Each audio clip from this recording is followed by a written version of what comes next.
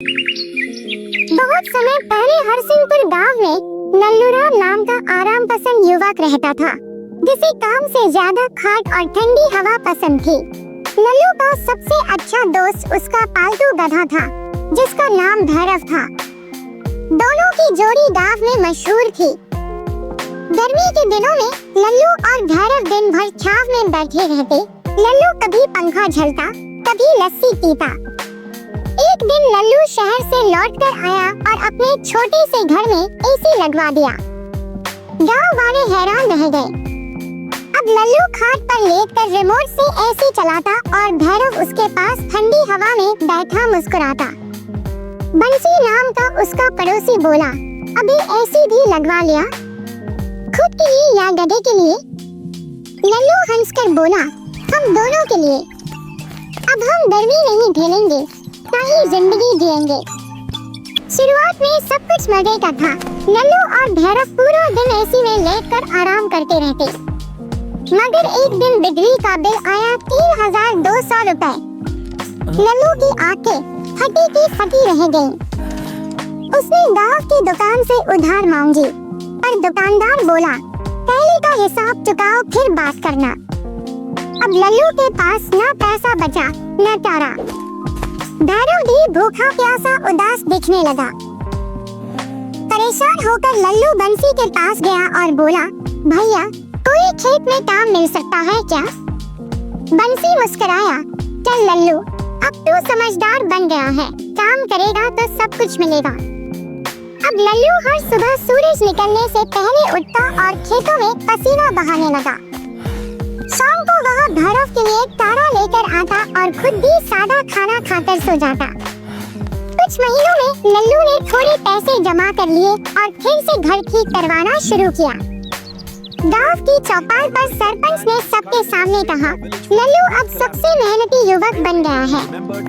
लल्लू मुस्कुराकर बोला, अब समझ में आ गया कि ठंडी हवा से पेट नहीं भरता, मेहनत ही असली ठंडक है। अब लल्लू की मेहनत रंग ला रही थी। गांव के लोग उसे सम्मान देने लगे और बच्चे उसे मेहनती भैया कहने लगे।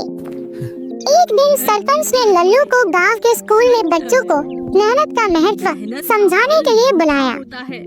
लल्लू ने हंसते हुए बच्चों को बताया, मैं पहले पूरा दिन गधे संग ठंडी हवा लेता था, मगर भूखा ही सोता था। बच्चे खिलखिलाकर हंसने लगे और सबने कहा, अब हम भी मेहनत करेंगे और कभी आलस नहीं करेंगे। अब लल्लू सिर्फ खुद ही नहीं बदल चुका था, बल्कि उसके कारण गांव के कई नौजवान भी काम करने लगे थे। भैरव भी खुश था।